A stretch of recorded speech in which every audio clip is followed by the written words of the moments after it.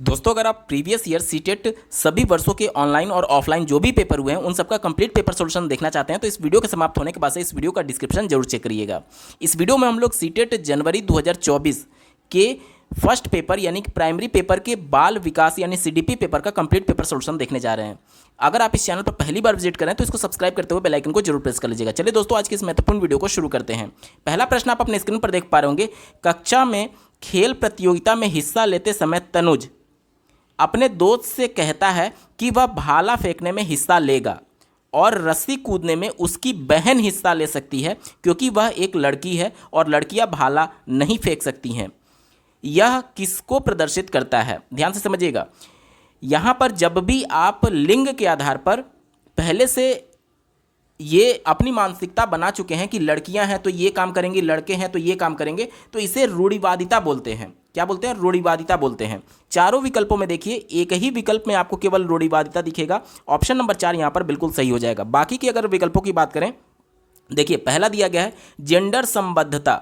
संबद्धता तब होता है कि इसका मतलब ये हो गया कि ये पर्टिकुलर इस जेंडर से संबंधित है। जैसे कि अगर मैं बोलूँ कि बच्चों को फीडिंग कराने का काम कौन कर सकता है? महिला कर सकती है, तो वो लिंग से संबंधित बोला जाएगा। ठीक है, लेकिन यहाँ पर लड़का कौन सा गेम में पार्टिसिपेट करेगा और लड़की कौन सी गेम में पार्टिसिपेट करेगी, ये लिंग से तय नहीं होता है। वो उसकी रुचि किसी में भी हो सकता है, तो ये संबद्धता नहीं है। तो ये पहला विकल्प गलत हो गया।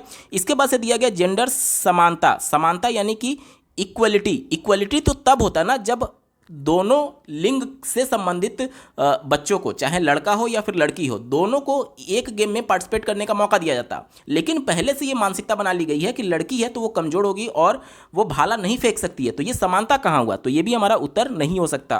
तीसरा देखिए जेंडर समता। समता का मतलब इक्विटी। इक्विटी का मतलब होता है हिस्सेदारी।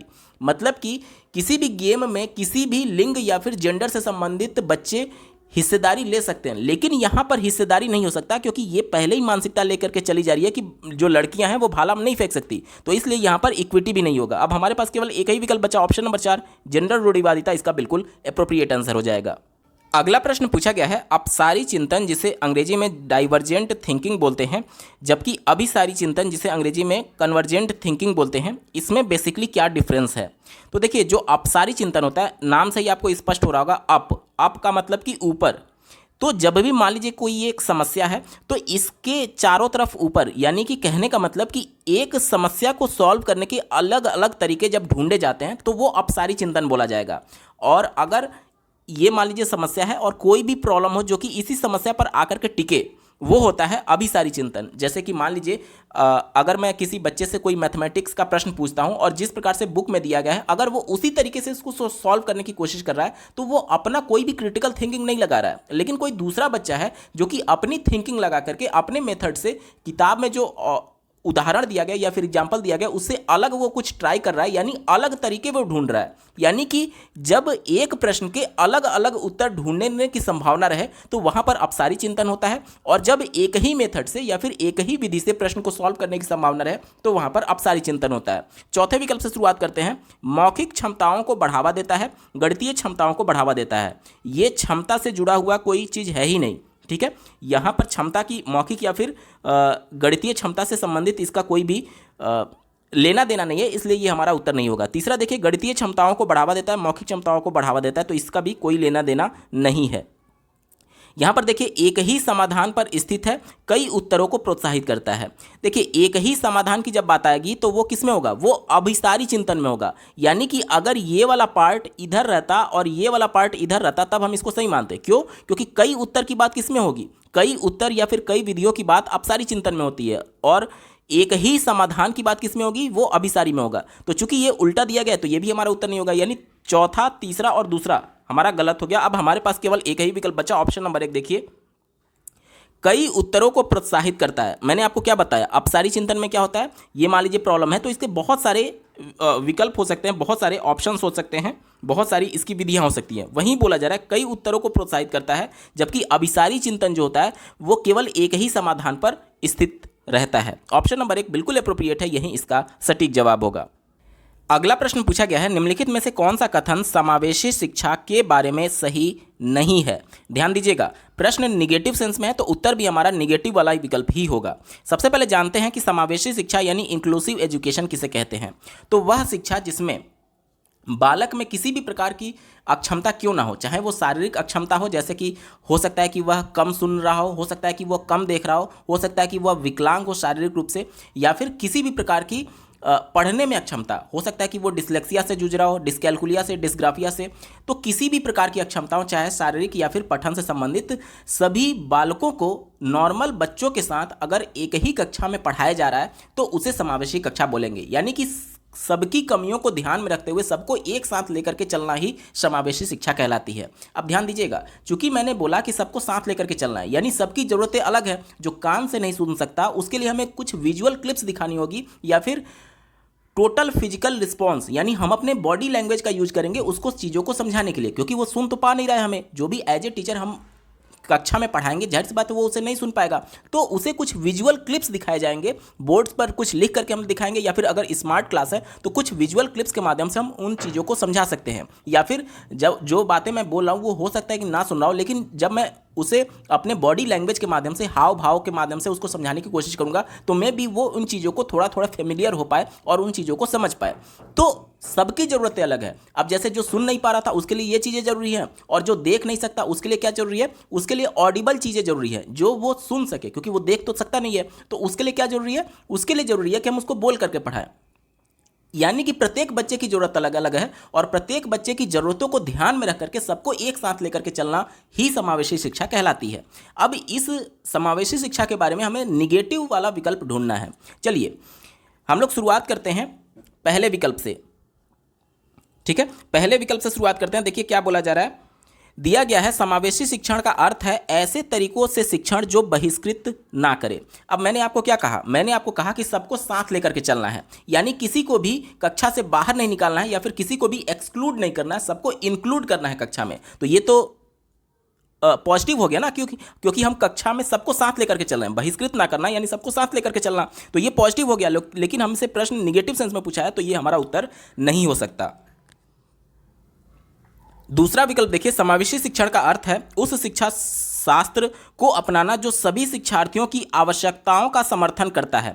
मैंने आपको क्या बताया कि अगर समावेशी शिक्षा को सफल बनाना है तो सबकी आवश्यकताओं को ध्यान में रखना पड़ेगा। जैसे कि जो जैसी जिसकी ज़रूरत है, जैसे मान लीजिए कोई पैर से विकलांग है तो जाहिर सी बात है वो शारीरिक गतिविधियों में या फिर गेम जैसे चीज़ों में पार्टिसिपेट नहीं कर सकता, तो उसकी आवश्यकता क्या है, हम उसके लिए उस प्रकार की एक्टिविटी कराएं जिसमें वो फेमिलियर हो सकता है या फिर जिसमें वो सक्षम हो सकता है।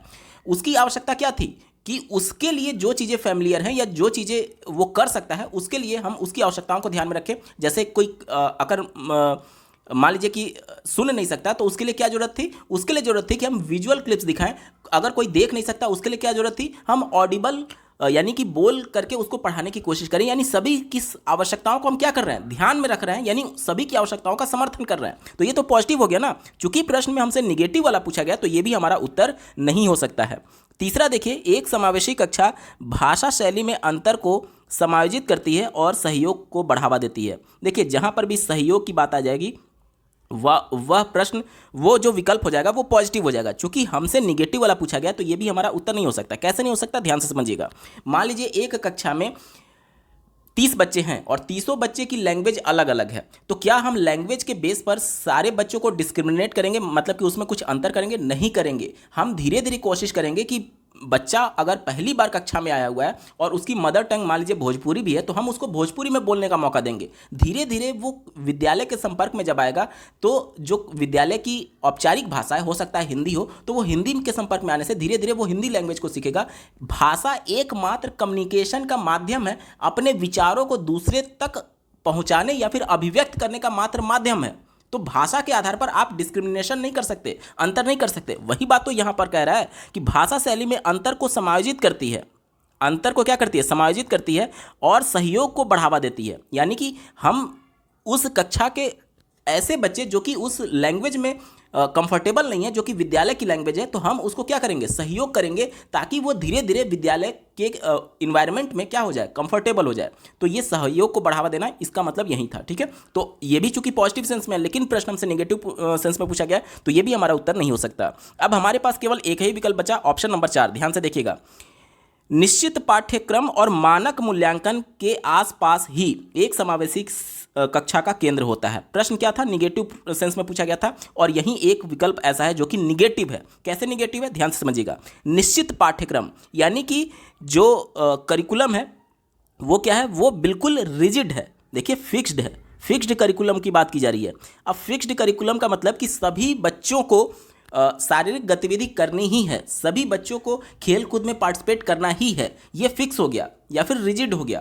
तो इस कंडीशन में मान लीजिए कि कोई पैर से विकलांग है, तो क्या उसके लिए वो करिकुलम फैमिलियर हो सकता है क्या, लेकिन कहने का मतलब कि क्या वो खेलकूद या फिर इस प्रकार की गतिविधियों में, एक्टिविटी में पार्टिसिपेट कर सकता है जिसमें मूवमेंट की ज़रूरत हो, पैर से चलने की ज़रूरत हो? नहीं कर सकता। तो हम समावेशी की कक्षा की जब बात करते हैं तो उसमें सभी प्रकार के बच्चे होंगे, पैर से विकलांग बालक भी होंगे, तो उनके लिए हम फिक्स करिकुलम पहले से नहीं रख सकते। हम ये नहीं तय कर सकते कि सभी बच्चों को खेलकूद करना ही होगा, सभी बच्चों को शारीरिक एक्टिविटी करनी ही होगी। ये चीज़ें प्रैक्टिकल पॉसिबल ही नहीं है समावेशी कक्षा में।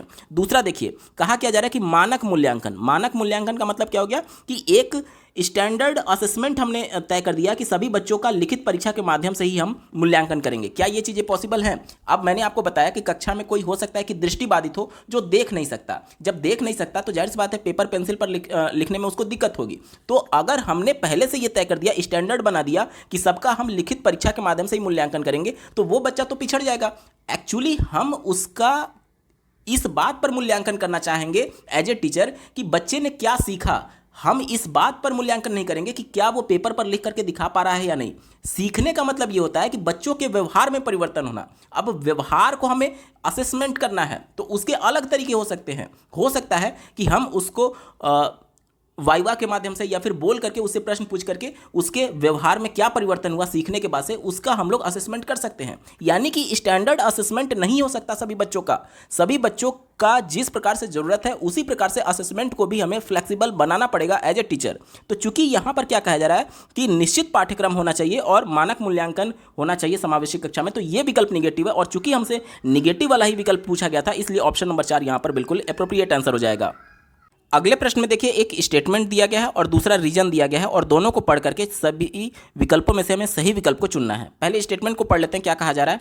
कहा जा रहा है कि शिक्षार्थी जो पहले से जानते हैं उनके आधार पर अपने ज्ञान का निर्माण करते हैं। ये बात तो बिल्कुल सही है, क्योंकि पहली बार अगर कोई कक्षा में जा रहा है, मतलब कि प्री प्राइमरी में भी जा रहा है, तो अपने साथ वो कुछ पूर्व अनुभव को लेकर के जाता है। बच्चे को सिखाया जाता है ए फॉर एप्पल। तो बच्चा कभी ना कभी अपनी लाइफ में, जब वो 3 साल का है, मतलब प्री प्राइमरी में जब वो जा रहा है, तो एप्पल कभी ना कभी वो खाया होगा। यानी उसका एप्पल को देखना या फिर समझना, ये क्या हो गया, ये इसका पूर्व ज्ञान हो गया, यानी उसका अपना ज्ञान हो गया। और उसके आधार पर बच्चे को नई चीज़ क्या सिखाई जा रही है? ए सिखाई जा रही है, अल्फ़ाबेट सिखाई जा रही है। वही बात बोला जा रहा है कि विद्यार्थी जो पहले से जानते हैं उसके आधार पर अपने ज्ञान का निर्माण करते हैं। यानी बच्चा पहले से क्या जानता था? एप्पल जानता था। तो पहले से जो जान रहा है उसके आधार पर अपने ज्ञान का निर्माण क्या किया? ए अल्फ़ाबेट के बारे में वो जाना। तो ये बात तो बिल्कुल पॉजिटिव है, सही जवाब होगा।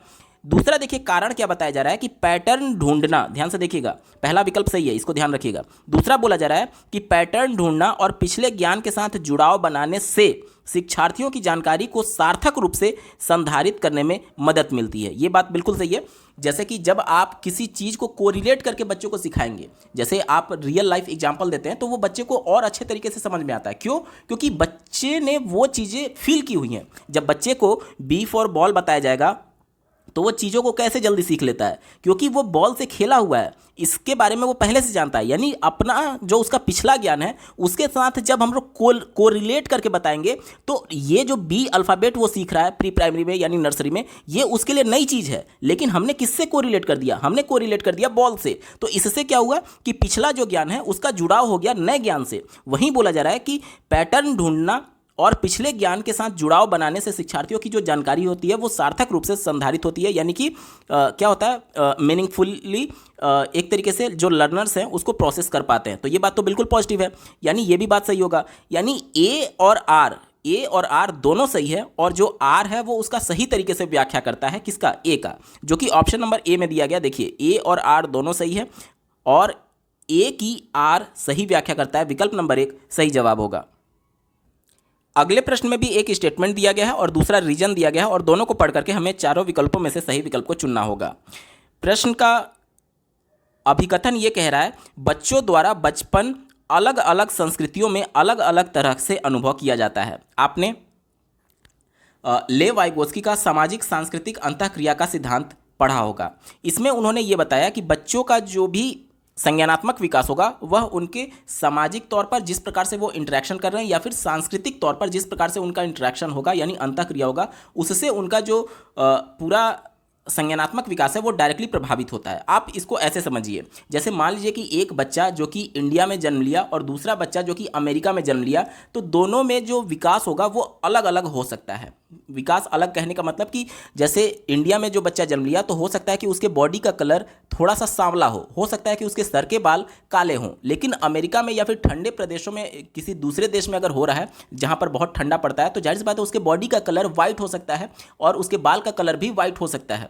इसी प्रकार से मान लीजिए इंडिया में जो जन्म लिया तो उसका जो भाषा का विकास होगा वो कैसे होगा, इंडिया में जो उसके घर के सदस्य जो होंगे जैसे माता पिता दादा दादी जिस लैंग्वेज का प्रयोग कर रहे होंगे उनके इंटरेक्शन के माध्यम से वो बच्चा भी वही लैंग्वेज सीखेगा। लेकिन अमेरिका में जो जन्म लेगा वो बाय डिफ़ॉल्ट कौन सी लैंग्वेज सीखेगा, इंग्लिश लैंग्वेज सीखेगा।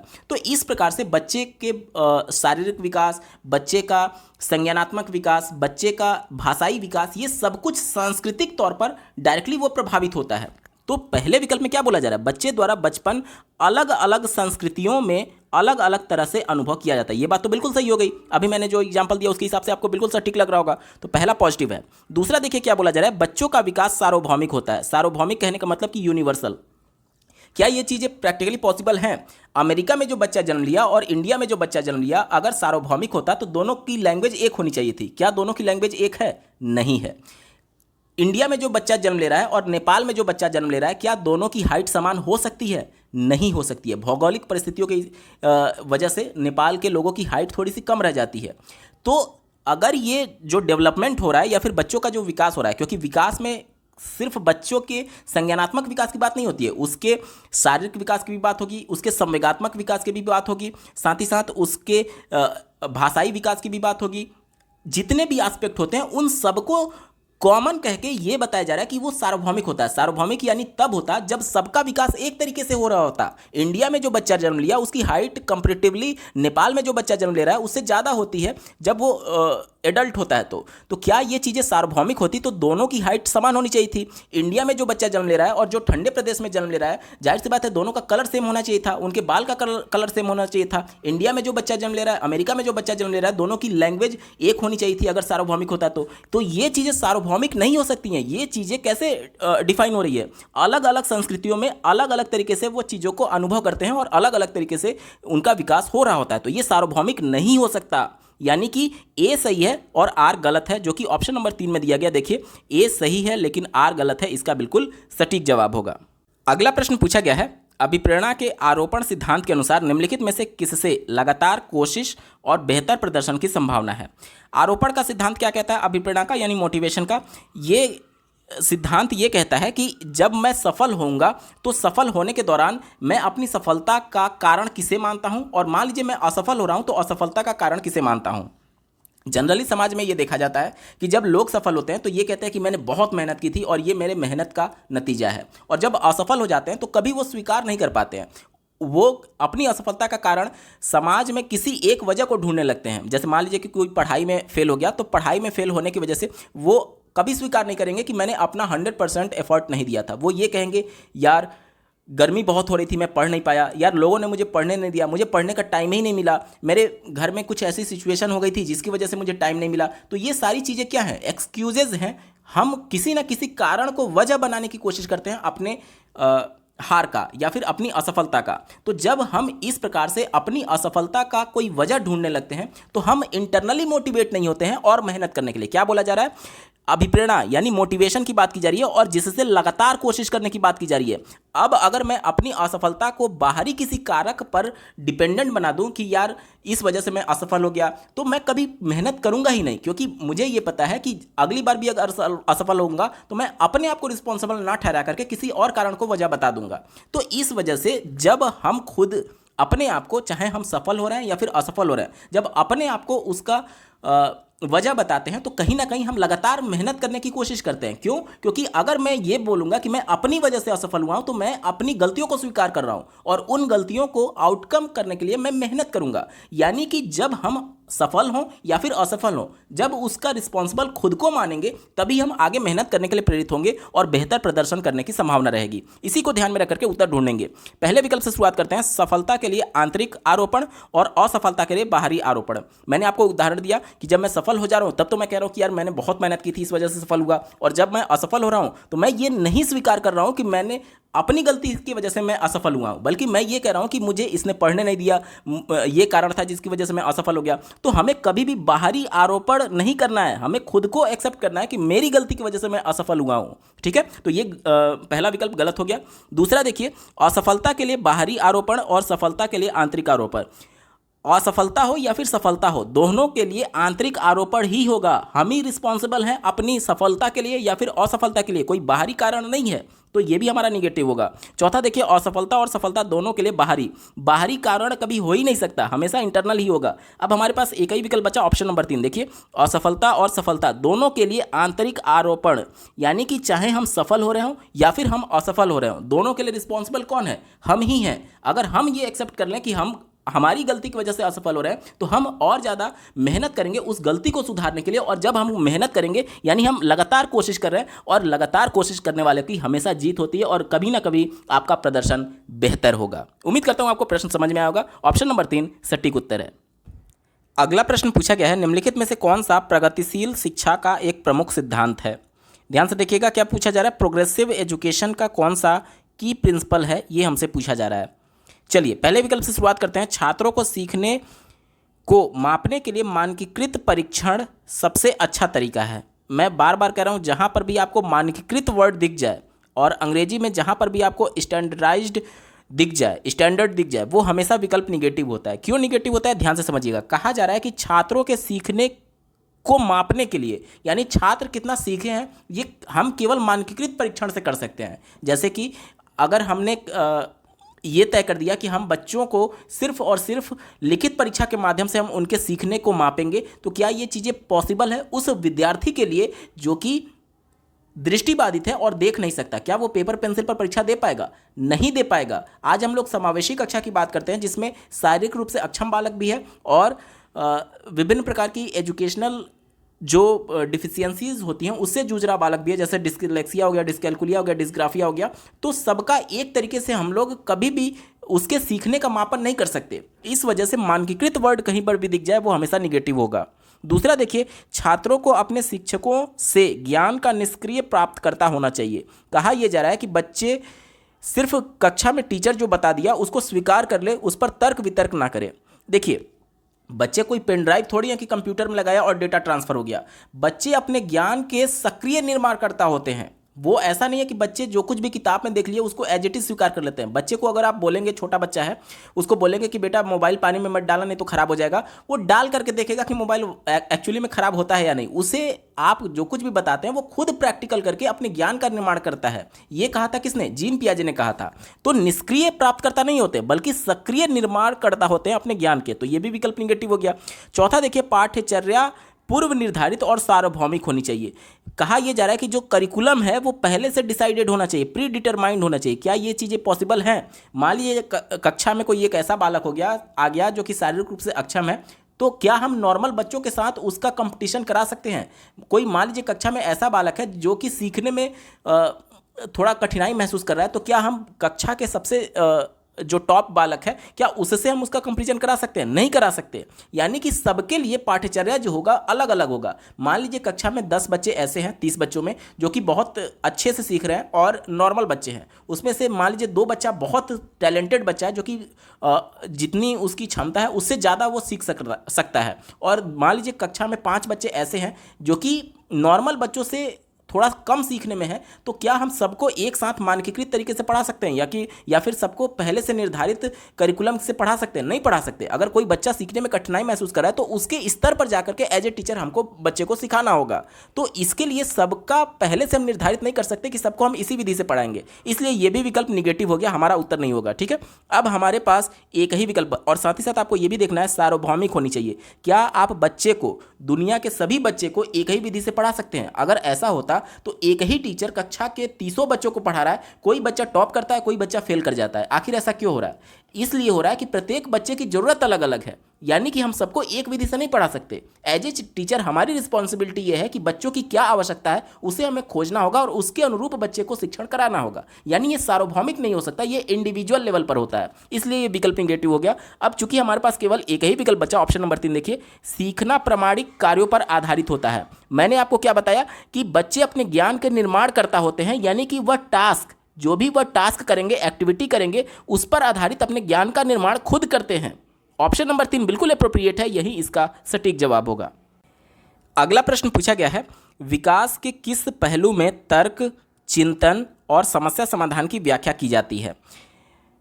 पहले विकल्प से शुरुआत करते हैं, दिया गया है सामाजिक विकास। सामाजिक विकास क्या होता है? जैसे हम समाज में लोगों से इंटरेक्शन करते हैं, जैसे बच्चा जब जन्म लिया तो जन्म से ही वह समाज में आ जाता है। पहला सामाजिक कारक उसका कौन सा होता है? परिवार। परिवार के सदस्य जो हैं उनके संपर्क में आता है और धीरे धीरे किस तरीके से समाज में इंटरेक्शन करना है, क्या करना है, वो चीज़ों के बारे में सीखता है। तो क्या सामाजिक विकास के लिए चिंतन करना जरूरी है? क्या तर्क करना जरूरी है? क्या समस्या समाधान की व्याख्या इसमें की जाती है? बहुत ज़्यादा इसमें आवश्यकता नहीं है। क्यों? क्योंकि बच्चे जब जन्म लेते हैं तो जिस प्रकार से माता पिता इंटरेक्शन कर रहे हैं तो वो तर्क नहीं करता है, उनके भाषा को हूबहू वो उसी प्रकार से इंटरेक्शन करने लगता है और उस भाषा को एडॉप्ट कर लेता है, यानी सीख लेता है। तो उस समय तो बच्चे में तर्क था नहीं, फिर भी उसका सामाजिक विकास हो गया, उसका भाषाई विकास हो गया। तो इसलिए सामाजिक विकास के लिए तर्क, चिंतन और समस्या समाधान की व्याख्या निगेटिव हो जाएगा। तीसरा विकल्प देखिए, नैतिक विकास। नैतिक विकास में नैतिक तर्कणा की आवश्यकता होती है। यहां पर नैतिक तर्कणा का वर्ड यूज नहीं किया गया, सिर्फ तर्क यूज किया गया, इसलिए यह भी हमारा उत्तर नहीं होगा। गतिक विकास, गतिक यानी कि मोटर डेवलपमेंट। जैसे बच्चा जब जन्म लिया तो पहली बार चलना सीखा या फिर कोई भी मूवमेंट जैसी गतिविधि कर रहा है, तो क्या उसके लिए तर्क करने की आवश्यकता है? क्या वो ये सोचेगा कि मैं चलूँ या ना चलूँ, कैसे चलूँ, कब चलूँ? ये सभी चिंतन वो नहीं करता है। वह धीरे धीरे जब उसके पैर थोड़ा सा स्ट्रांग होने लगते हैं तो वो प्रयास करता है चलने के लिए। उसके लिए ना तो वो तर्क करेगा कि मैं क्यों चलूँ, मैं क्यों नहीं चलूँ, इस प्रकार के तर्क थोड़ी करता है। जब उसके पैर थोड़ा सा सपोर्टिव हो जाते हैं तो कोई ना कोई सपोर्ट लेकर के वो चलना सीखता है। तो गतिक विकास के लिए तर्क और चिंतन नहीं होता है। अब हमारे पास एक ही विकल्प बचा, ऑप्शन नंबर 2 देखिए, संज्ञानात्मक विकास। जब भी संज्ञानात्मक विकास की बात आती है, संज्ञानात्मक विकास, बहुत से लोग कंफ्यूज होते हैं आखिर ये होता क्या। ध्यान से समझिएगा, जैसे किसी को आप ज्ञापन देने जाते हैं, यानी कोई भी एप्लीकेशन देने जाते हैं, तो आप क्या बोलते हैं कि सर मैं आपके संज्ञान में ये बात लाना चाहता हूँ। संज्ञान में ये बात लाना मतलब कि मैं आपको जानकारी देना चाहता हूँ, यानी किसी भी नई चीज के बारे में जानना संज्ञान कहलाता है। और जब आप नई चीजों के बारे में क्रमिक तौर पर सीखते जाते हैं तो इसे ही संज्ञानात्मक विकास बोला जाता है। अब आप कैसे सीखते हैं? आप सीखते हैं, जैसे इसके पहले वाले प्रश्न में आपने देखा था कि हम अपने ज्ञान के निर्माणकर्ता होते हैं। ज्ञान के निर्माणकर्ता यानी जो हमें पूर्व ज्ञान है, जो हम पहले से जानते हैं, उससे नए ज्ञान को जोड़ करके हम अपने ज्ञान को बढ़ाते जाते हैं। तो हम अपने ज्ञान को कब बढ़ाएंगे? जब हमारा जो पूर्व ज्ञान है उससे हम लोग तर्क वितर्क करेंगे कि ये उससे कोरिलेट हो रहा है, इस वजह से ऐसी चीजें हो रही हैं। उसमें हम लोग चिंतन भी करते हैं, उसमें प्रॉब्लम को सॉल्व करते हैं, तभी तो हमारे ज्ञान में वृद्धि होती है। और ज्ञान में वृद्धि होना यानी संज्ञानात्मक विकास। ऑप्शन नंबर 2 यहां पर बिल्कुल एप्रोप्रिएट है, यही हमारा सटीक जवाब हो जाएगा। अगला प्रश्न पूछा गया है, लेव वाइगोत्स्की प्रस्तावित करते हैं कि बच्चों में स्वनियमन के लिए क्या महत्वपूर्ण है, यानी कि सेल्फ रेगुलेशन के लिए क्या इंपॉर्टेंट है लेव वाइगोत्स्की के अनुसार, ये हमसे पूछा जा रहा है। देखिए, पहला जो विकल्प है असंतुलन यानी कि डिसइक्विलिब्रियम, अनुकूलन यानी कि एडॉप्शन, और संगठन यानी कि ऑर्गेनाइजेशन, ये तीनों जो टर्म है वो किसका है? वो जीन पियाजे का है। तो यहाँ पर तो हमारा उत्तर हो नहीं सकता। क्यों नहीं हो सकता? क्योंकि प्रश्न हमसे लेव वाइगोत्स्की के अनुसार पूछा गया है।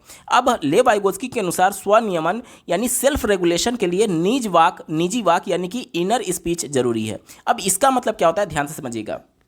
मान लीजिए कल आपका सीटेट का एग्जाम है, तो आज रात में आप क्या करते हैं, आप खुद से बातें कर रहे होते हैं कि कल मेरा एग्जाम है, मुझे ये डॉक्यूमेंट्स रख लेना है। आप खुद में मन में सोच रहे हैं कि मुझे एडमिट कार्ड रखना चाहिए, एक ओरिजिनल आईडी प्रूफ रखना चाहिए, एक पेंसिल रख लेता हूँ, एक पेन रख लेता हूँ। ये सारी चीज़ें आप खुद से अपने मन में सोच रहे होते हैं और वो एक्टिविटी आप कर रहे होते हैं। मतलब आप सोचिए कि आप एक ओरिजिनल आईडी प्रूफ रखेंगे और वो आईडी प्रूफ ले करके आप जो कपड़ा पहन करके जाएंगे या फिर जो भी डॉक्यूमेंट लेकर के जाएंगे, जो भी फोल्डर लेकर के जाएंगे, उसमें रख रहे होते हैं। आप एडमिट कार्ड रख रहे होते हैं। तो जो चीज़ें आप सोच रहे होते हैं वो काम भी कर रहे होते हैं। बच्चे भी यही काम करते हैं। बच्चे को अगर आप देखेंगे तो अगर मान लीजिए किसी खिलौने से वो खेल रहा है तो बोलता रहता है कि हट जाओ नहीं तो मेरा गाड़ी आपको कुचल देगा, हट जाओ नहीं तो हाथी आ रहा है, इस प्रकार से चीज़ें। यानी उसके दिमाग में जो चीज़ें चल रही हैं वहीं उसको बोल रहा है।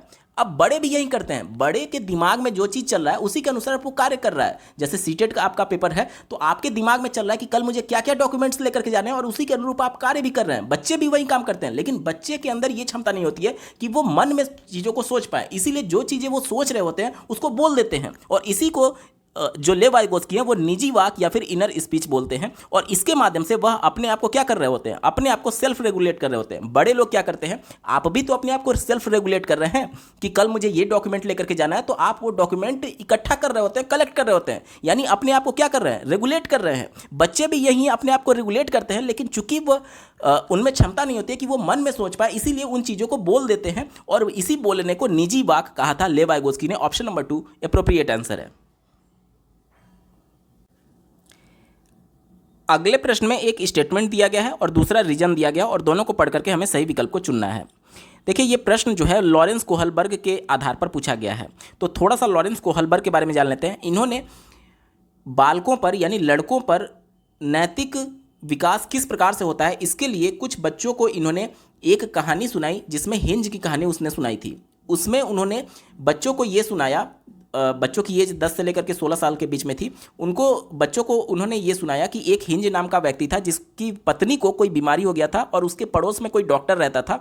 तो डॉक्टर ने एक बीमारी के इलाज के लिए पहली बार दवा बनाई और वो बीमारी थी हिंज के पत्नी को। अब हिंज की पत्नी को चूंकि वो बीमारी थी इसलिए वो डॉक्टर के पास जाता है कि मुझे वो दवा दे दीजिए। जब डॉक्टर को पता चलता है कि इसको दवा की नीड है तो वो क्या करता है कि दवा का दाम 10 गुना बढ़ा देता है। अब यहाँ पर उतने पैसे तो उसके पास थे नहीं, तो वो क्या करता है, रात में जाकर के चोरी कर लेता है। तो अब इसके बाद से जितने भी बच्चे थे जिसको ये कहानी सुनाई थी हिंज ने, हिंज की कहानी जो लॉरेंस कोहलबर्ग ने सुनाई थी, सभी बच्चों से एक एक करके वो पूछ रहे होते हैं अलग अलग एज पर, स्टेजेस पर, कि आप इस कहानी से क्या सीख लेते हैं। क्या यहाँ पर डॉक्टर की गलती थी कि अचानक से उस दवा का रेट बढ़ा देना, या फिर हिंज की गलती थी चोरी करना।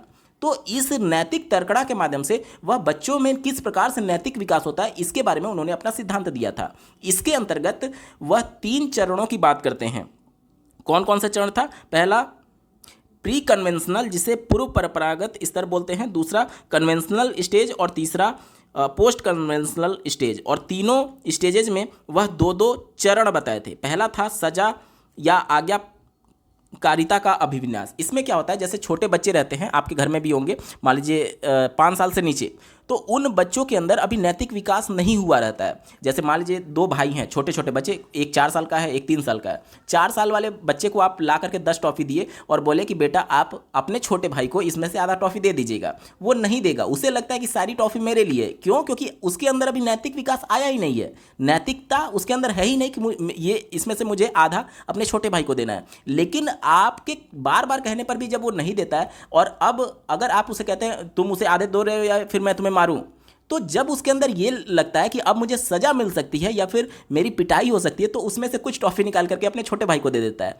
यानी कि पूर्व परंपरागत में क्या होगा या फिर प्री कन्वेंशनल में क्या होगा, पहला स्टेज जो होता है सजा या आज्ञाकारिता अभिविन्यास, यानी कि वह सजा से बचने के लिए नैतिक विकास के अंतर्गत उसमें से कुछ टॉफ़ी निकाल करके देगा। यानी यहाँ पर नैतिकता कैसे आती है, सजा से बचने के लिए पहला चरण होता है। दूसरा चरण होता है टिट फॉर टैट वाला, यानी जैसे को तैसा। जैसे कि एक स्टेज ऐसा आएगा, जैसे मान लीजिए कि दो छोटे बच्चे हैं, एक ने किसी की पेंसिल तोड़ दी तो दूसरा भी क्या करेगा, उसकी पेंसिल तोड़ देगा। जब आप उससे पूछेंगे कि बेटा आपने ऐसा क्यों किया, तो वो बोलेगा उसने भी तो मेरी पेंसिल तोड़ी है। यानी यहाँ पर भी नैतिकता बच्चों में नहीं है। वो ये सोचते हैं कि जो मेरे साथ जैसा व्यवहार करेगा मैं भी उसके साथ वैसा ही व्यवहार करूँगा। ठीक है, ये होता है प्री कन्वेंशनल यानी कि पूर्व परंपरागत। और दूसरा होता है परंपरागत स्तर। इसमें भी 2 स्टेज होते हैं। पहला अच्छा लड़का अच्छी लड़की अभिविन्यास, इसमें क्या होता है, जैसे मान लीजिए आपके पड़ोस में मैं रियल लाइफ एग्जांपल देता हूँ। आपके पड़ोस में मान लीजिए कि आपके हम उम्र बच्चे अगर सेम क्लास में पढ़ रहे होंगे और आपके से ज़्यादा नंबर उस बच्चे का आया होगा, तो आपके माता पिता बार बार आपको एग्जाम्पल देते होंगे कि देखो तुम दिन भर घूमते हो, पढ़ाई नहीं करते हो, वो देखो उनका लड़का कितना अच्छा नंबर लेकर के आया है। तो हमारे अंदर क्या होता है कि हम भी सोचते हैं कि यार उसकी बहुत तारीफ हो रही है, मोहल्ले में सभी लोग उसकी तारीफ करते हैं, मेरी कोई तारीफ नहीं करता है, तो हम भी कहीं ना कहीं उसकी कॉपी करने लगते हैं। जैसे वो पढ़ाई करता है, जैसे वो चीज़ों को करता है, हम भी उसी प्रकार से उसकी कॉपी करने लगते हैं। इसे बोलते हैं अच्छा लड़का अच्छी लड़की अभिविन्यास, यानी समाज जिसे स्वीकृति दे रहा है कि वो अच्छा लड़का है, उसी के अनुरूप हम बनने की कोशिश करने लगते हैं। इसे बोलते हैं अच्छा लड़का अच्छा लड़की। इसके बाद से इसी में जो दूसरा चरण होता है वो बोला जाता है कानून एवं व्यवस्था अभिविन्यास। इसमें क्या होता है कि एक समय बाद हमें यह एहसास होने लगता है कि हम किसी की कॉपी बनने के लिए पैदा थोड़ी हुए हैं। जो चीज़ें होंगी हम कानून के दायरे में रहते हुए खुद से करेंगे, मतलब हम अपने लिए नियम खुद बनाएंगे, हम किसी को कॉपी नहीं करेंगे बल्कि अपने लिए नियम खुद बनाएंगे। ठीक है। इसके बाद से जो पोस्ट कन्वेंशनल स्टेज होता है, जिसमें पहला जो चरण होता है वो होता है आपका सामाजिक अनुबंधन अभिविन्यास। यहाँ पर स्टेज में आने के बाद से बच्चों को ये एहसास होने लगता है कि हम एक सामाजिक प्राणी है और हमें दूसरों का सहयोग करना चाहिए, तभी दूसरे हमारे भी सहयोग करेंगे। इसे बोलते हैं सामाजिक अनुबंधन। और इसका जो अंतिम चरण होता है, यानी तीसरे स्टेज का जो लास्ट आप कह लीजिए स्टेज होता है, वो होता है सार्वभौमिक नैतिक सिद्धांत। इसमें क्या होता है कि बालक जो है या फिर व्यक्ति जो है वह बिल्कुल ऊपर उठ जाता है समाज से। अब ये भले लोग मेरी सहायता करे या ना करे, लेकिन मैं लोगों की सहायता करूंगा, ये अभिविन्यास आ जाता है। इसी को ध्यान में रख करके अब उत्तर को ढूंढेंगे। पहले स्टेटमेंट को पढ़ लेते हैं। लॉरेंस कोहलबर्ग के नैतिक विकास सिद्धांत में बच्चे कार्यों को उनके परिणाम के आधार पर अच्छा या बुरा समझते हैं। इस समझ पर पहुंचते हैं कि नियम और कानून नम्य है और बदले जा सकते हैं। क्या बोला जा रहा है कि जो रूल्स हैं और जो लॉ है वो फ्लेक्सिबल है, जो कि क्या हो सकते हैं, चेंज हो सकते हैं। अभी मैंने अच्छा लड़का और अच्छी लड़की यानी कि कन्वेंशनल स्टेज में जो दूसरा चरण बताया था, उसमें क्या बताया था, उसमें मैंने आपको बताया था कि कानून एवं व्यवस्था अभिविन्यास। इसमें बच्चा क्या होता है कि नैतिक तौर पर निर्णय अब दूसरों से वो प्रभावित नहीं हो रहा है कि वो अच्छा था तो मैं भी उसकी कॉपी करूंगा, बल्कि कानून के दायरे में और अपने लिए नियम स्वयं बनाने लगता है। यानी वो समझ जाता है कि जो नियम समाज ने बनाए हैं वो फ्लेक्सिबल है, वो नियम फ्लेक्सिबल है। जैसे मान लीजिए मैं रियल लाइफ एग्जांपल देता हूँ। आप जानते होंगे कि जो रेड लाइट होता है उसे हमें तोड़ना नहीं चाहिए, ये नियम है। लेकिन मान लीजिए रेड लाइट के आगे किसी का एक्सीडेंट हो गया और उसे हेल्प की ज़रूरत है, तो क्या आप ये इंतजार करेंगे कि रेड लाइट जब तक ग्रीन नहीं होगा मैं जा करके उसकी हेल्प नहीं करूंगा? नहीं। यहाँ पर आपका नैतिक दायित्व ये है कि आप रेड लाइट तोड़ते हुए उसको जा करके हॉस्पिटल पहुंचाएंगे। यानी कि नियम और जो कानून बनाए गए हैं वो लोगों की सुविधा के लिए बनाए गए हैं, लेकिन अगर इसी नियम कानून की वजह से किसी को हेल्प नहीं मिल पा रही है समय पर, तो हम उस नियम को भी तोड़ सकते हैं। ये नियम फ्लेक्सिबल है, ये इस चरण में बताया गया था, जो कि बिल्कुल सही है। इसके बाद से आर देखिए क्या बोला जा रहा है। लॉरेंस कोहलबर्ग का तर्क है कि नैतिक विकास का क्रमिक रूप से चरणों में होता है। तो इन्होंने बिल्कुल सही बात है, 3 स्टेजेस बताए थे और तीनों में 2-2 चरण बताए थे, तो ये भी बात बिल्कुल सही है। यानी कि यहां पर क्या हो गया, ए और आर दोनों सही है, और जो आर है वो ए की सही तरीके से व्याख्या करता है, जो कि किसमें दिया गया, ऑप्शन नंबर 1 में दिया गया। देखिए ए और आर दोनों सही है और आर ए की सही तरीके से व्याख्या करता है। ऑप्शन नंबर 1 यहां पर बिल्कुल एप्रोप्रिएट आंसर हो जाएगा। दोस्तों, इसके आगे के प्रश्नों को देखने के लिए आपको पार्ट 2, जिसका डिस्क्रिप्शन में आपको लिंक दिया गया है, मेक श्योर कि आप जरूर देख लीजिएगा, आपको बहुत ज़्यादा हेल्प मिलेगी। ठीक है। आपको ये वीडियो कैसा लगा, मेरा एफर्ट कैसा लगा, कमेंट के माध्यम से जरूर बताइएगा। और साथ ही साथ प्रीवियस ईयर सभी वर्षों के ऑनलाइन ऑफलाइन जो भी पेपर हुए हैं उन सबका कंप्लीट पेपर सॉल्यूशन डिटेल में देखने के लिए इस वीडियो का डिस्क्रिप्शन जरूर चेक करिएगा। इस वीडियो को देखने के लिए आपका बहुत बहुत धन्यवाद। भगवान करे आपका दिन शुभ हो।